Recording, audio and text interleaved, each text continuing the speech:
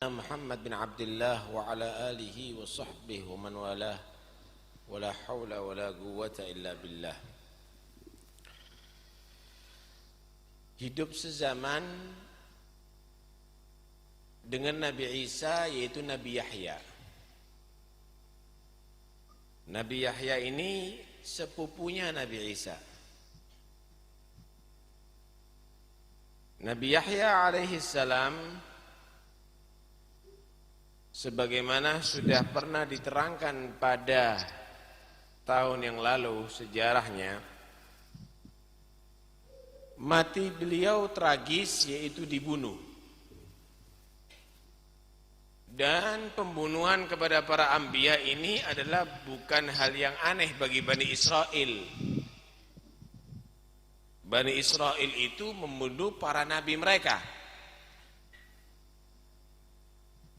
Ceritanya adalah seorang raja di daerah situ sangat menghormati dengan Nabi Yahya, sehingga Nabi Yahya menjadi penasihat utama si raja. Tapi si raja ini senang dengan perempuan yang tidak halal bagi dia, yaitu keponakannya sendiri, putri daripada saudaranya, berarti keponakannya sendiri.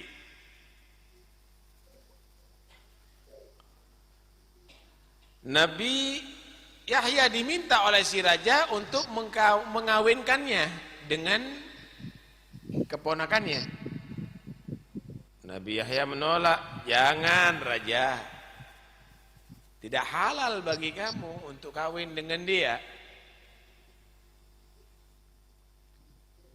Ibunya perempuan ini pingin anaknya dikawin raja, ya karena materi tentunya, karena duniawi tentunya. Si raja patuh dengan Nabi Yahya. Akhirnya dendam si ibu perempuan itu, ingin merencanakan rencana jahat, yaitu saat saat si raja lagi berpesta, biasanya punya waktu khusus untuk minum-minum. Si perempuan, anaknya perempuan ini dihias, diparas dengan yang sangat cantiknya sama si ibu. Kemudian dikasih kain yang sangat tipis, diperintahkan untuk melayani si raja, buat raja mabuk berat. Pasti nanti raja akan minta kepada kamu untuk melayani dia ketika syahwat sambil mabuk. Kemudian kalau kamu diajak untuk berbuat, tolak, jangan mau, kecuali kalau dia siap untuk memberikan permintaan kamu. Si raja akan tanya nanti kepada kamu, apa permintaan yang kamu harapkan? Kepalanya Nabi Yahya. Jangan mau kecuali itu, biar gak ada ngalangi kita lagi. Ini semuanya yang ngalangi adalah Yahya. Akhirnya terjadilah itu saat ketika waktu saat minum raja. Si perempuan itu dengan berselok, berparas yang sangat elok, sangat menarik tentunya. Kasih minum khamr sampai benar-benar mabuk berat, teler si raja ini. Ketika raja mau mengajak, enggak, kata dia. Ayo, aku ini itu, aku ini itu. Enggak. Kecuali kalau kamu kasih permintaan aku. Mau berapa kamu? Mau emas berapa kilo misal? Mau duit berapa juta, ratus juta? Mau apa kamu? Bukan duit yang aku minta.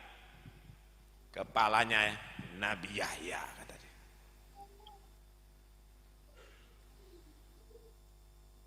Gila kamu. Masa kepalanya Nabi Yahya? Itu permintaanku. Kalau kamu memberi permintaanku, aku siap akan melayani kamu. Ya, teler. Gimana orang teler? Panggil pasukannya, geret, penggal kepalanya, bawa sini. Dipenggal kepala Nabi Yahya. Dibawa kepala Nabi Yahya, ditaruh ada di talam. Diserahkan.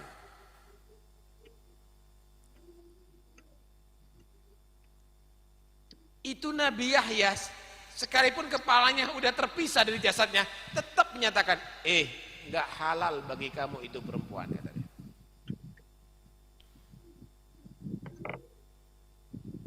Perempuan tadi itu melihat bahwa si Nabi Yahya udah terbunuh, dia lari ke atas sambil berjoget ke atas istana sambil merayakan, jatuh akhirnya dari istana, bangunan istana.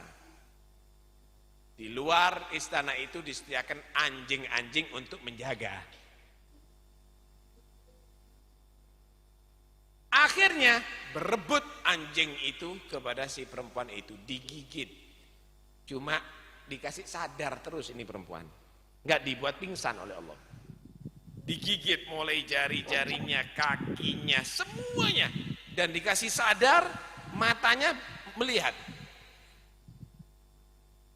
Matanya melihat sambil berdarah-darah, bagaimana kakinya digigit, kemudian dagingnya dirobek oleh si anjing-anjing tadi itu, tangannya juga begitu, bagaimana tulangnya diputus, digerogoti sama anjing tadi itu, dan itu perempuan menjerit sambil melihat. Terakhir yang dimakan matanya.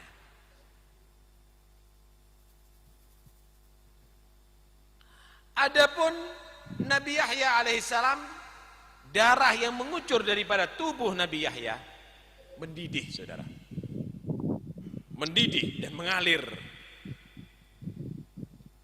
Akhirnya raja memerintahkan tutup dengan tanah, tutup dengan tanah. Mereka bawa tanah, ditutup dengan tanah. Si darah tadi muncul, darah tadi itu sampai ke atas, mengalir. Akhirnya semua orang tahu bahwa Nabi Yahya dibunuh. Nabi Yahya dibunuh. Sampai akhirnya ada seorang yang bernama Buhtanassar. Dia melihat bahwa ini terus tidak mungkin akan bisa meredam darah Nabi Yahya, kecuali harus ditumpas raja dan antek-anteknya. Maka dia membuat kekuatan, diperangi itu raja, sampai akhirnya dibunuh semua yang mendukung raja, dan terjadilah sampai 70.000 orang yang dibunuh. Baru darah tadi itu tidak mengalir lagi dan tidak mendidih lagi. Tuh lihat bagaimana pengaruh khamr atau narkoba sehingga bisa membuat perbuatan yang sangat tercela. Bukan hanya membunuh, saudara, tapi Nabi pun akan dibunuh. Bahaya, benar yang dikatakan bahwa minum keras itu adalah ummul khaba'ith, induk daripada kejahatan-kejahatan. Tahu induk nggak? Yang melahirkan itu induk, yang punya anak induk. Kejahatan ini ibunya, induknya adalah khomer. Dari khomer itu nanti akan melahirkan banyak kejahatan. Terjadinya perampokan itu karena khomer dan narkoba. Terjadinya pemerkosaan itu karena khomer dan narkoba. Terjadinya keributan itu karena khomer dan narkoba. Terjadinya pelecehan seksual itu karena khomer dan narkoba. Karena itu semenjak khomer dan narkoba tidak diberantas, jangan harap kejahatan itu akan bisa berhenti. Jangan harap. Karena khomer itu adalah ummul khaba'ith. Nggak bisa. 2 lipat ganda polisi pun nggak akan bisa menghentikan kejahatan. Jangan di Indonesia, di negeri yang maju, Amerika pun itu kriminalnya paling tinggi, saudara. Kenapa? Karena khomer. Karena khomer. Kebut-kebutan ada di mana-mana, khomer. Berandalan ada di mana-mana, khomer. Premanisasi ada di mana-mana, khomer. Semuanya karena minuman keras dan narkoba. Nggak akan bisa. Kalau di bawah 15% diizini, kalau di atas itu nggak diizini. Orang itu bisa 50%, bisa 100% dimulai daripada 1%. Kalau orang itu mengkonsumsi dengan yang 1%, sebentar lagi meningkat terus begitu. Mana ada rokokan langsung 2 pak, 1 batang dulu pak. Baru jadi 2 batang, 3 batang, sampai di 3 pak, 4 pak. Tidak mungkin orang jadi langsung peminum minuman keras, pecandu minuman khamr, kecuali dimulai dengan yang ringan-ringan. Loh kenapa nggak harus ditumpas minuman khamr? Memangnya ada manfaatnya? Pemuda-pemuda kita minum khamr kok dibatasi 15%, nggak apa-apa. Tuh lihat bagaimana ini. Sedangkan pinginnya negara ini aman, tidak ada kriminal, tidak ada premanisasi. Nggak akan bisa. Kecuali kalau betul-betul dilarang minuman keras. Saya jamin tidak ada kriminal atau terjadinya itu sangat sedikit. Ummul khaba'ith. Nih. Kedua, wanita. Ini fitnah yang paling besar bagi pria.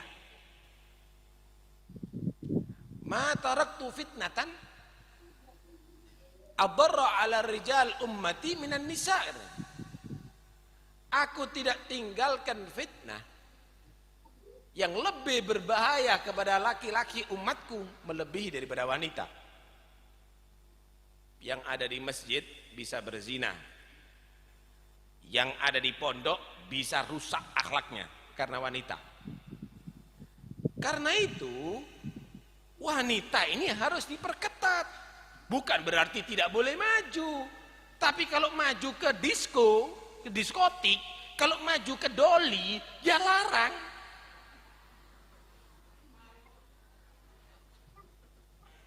Kenapa? Karena itu akan merusak akhlak. Disinilah kita harus paham. Bukan berarti wanita tadi itu adalah diperketat, tidak. Tapi wanita itu harus menjadi wanita yang solihah. Wanita yang solihah bukan yang dijual sama cukong-cukong, bukan yang dijual sama germo-germo. Masa anaknya orang wanita dijual untuk kepentingan materi, saudara? Diatur prosentase. Kalau melayani 1 orang 60% untuk dia, 40% untuk germonya. Lihat bagaimana ini. Kemudian HAM ikut membela hak asasi manusia, goblok namanya. Coba anaknya suruh begitu. Coba anaknya suruh begitu. Nggak beres. Nih lihat. Bagaimana? Karena pengaruh wanita yang tidak sopan, wanita yang mau menjajakan dirinya, para nabi pun jadi korban, dibunuh. Jangan-jangan nanti kiai-kiai juga dibunuh. Kenapa? Gara-gara wanita. Benci sama kiai itu karena selalu mengusir misalnya pelacur-pelacur, bunuh dia baru aku melayani kamu. Karena itu dua hal ini kalau diatur, tidak ada yang menjadi pecandu khamr, tidak ada itu pelacuran, wanita dijadikan perempuan yang baik-baik, maka insya Allah akan aman daerah itu. Kan model kadang-kadang ini begini, model. Sekarang ustadz kah, kiai kah, habib kah berbicara misalnya dilarang ada perzinaan. Kemudian germonya kok enak begitu loh. Merasa aman kadang-kadang menjajakan anaknya orang. Model enggak ini? Coba pikir baik-baik, kita tidak menuntut blend wong wedok itu. Enggak. Kita tidak tuntut penjarakan, enggak. Jadikan dia perempuan yang solihah. Jadikan perempuan yang berguna, jadikan perempuan itu orang baik. Caranya germo ini ajaran, karena dia telah menjadikan dia perempuan yang terjerumus dalam lembah hitam. Ini orang yang biadab, ini yang harus dituntut bersama, ini yang harus dihabisi, ini yang harus dipenjarakan. Adapun orang-orang itu ayo dididik, dibimbing. Begitu seharusnya. Ini namanya kerjasama, saudara. Hadirin sekalian yang dirahmati oleh Allah Subhanahu wa taala. Telah terbukti banyak hal bahwa gara-gara wanita jahat ini banyak yang dibunuh. Untanya Nabi Soleh dibunuh, yang merupakan mukjizat daripada Allah. Itu karena pengaruh wanita jahat. Abu Lahab istrinya sampai dikatakan hammalatul hatab, Ummu Jamil itu juga wanita jahat. Kita berharap wanita seperti Siti Maryam, wanita seperti Siti Fatimah, Siti Khadijah, wanita seperti Siti Asia yang dipuji oleh Allah, jangan menjadi wanita jahat. Lu kan tuntutannya bagus, kan baik. Karena itu tidak akan mungkin akan bisa terjadi keamanan kecuali khamr dan wanita dijadikan wanita yang solihah.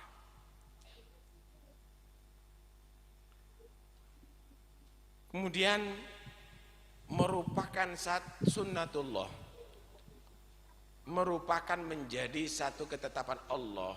Orang tidak mungkin ada orang yang kosong daripada musuh, nggak ada. Sehebat apapun orang itu pasti ada musuh. Malah semakin hebat orang itu, derajat dari sisi Allah semakin hebat musuhnya. Lihat bagaimana para nabi, ada musuh. Nabi pun ada yang diancam, saudara. Terancam. Karena itu kalau ente jadi orang yang soleh, supaya tidak punya musuh, dah kira no. Walaupun kamu tidak berbuat jahat. Apa? Para nabi masa berbuat jahat? Dimusuhi kok. Padahal mereka mengajarkan tauhid, mengajarkan iman, mengajarkan akhlakul karimah, dimusuhi dan itu sudah pasti. Cuma kewajiban kita harus mempertahankan. Kemudian diantaranya juga, dengarkan baik-baik, kemenangan